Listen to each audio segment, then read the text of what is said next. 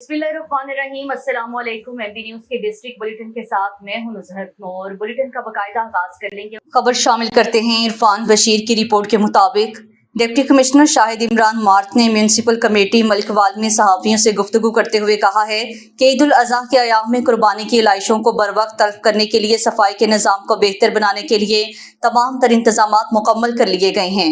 उन्होंने कहा है कि मलिकवाल तहसील भर में हमारे सेंट्री वर्कर्स इलाइशों को तल्फ करके आबादियों को साफ सुथरा रखने के लिए मुसलसल काम करेंगे, जबकि असिस्टेंट कमिश्नर और एडमिनिस्ट्रेटर म्यूनसिपल कमेटी मोहम्मद रियाज गुज्जर और चीफ ऑफिसर नबील रियाज इस सारे काम की खुद बराह रास्त निगरानी करेंगे।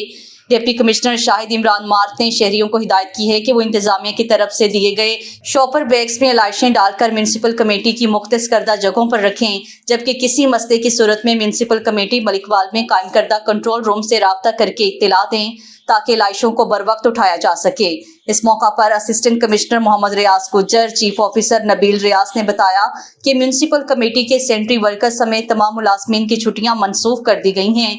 ईद के 3 अयाम में इलाइशों और शहर की सफाई के लिए ट्रैक्टर ट्रॉलियां, सैनिटेशन रिक्शे काम करेंगे। बादशाह डिप्टी कमिश्नर ने शहरियों में इलाइशों के लिए शॉपर बैग्स शहरियों में तकसीम किए।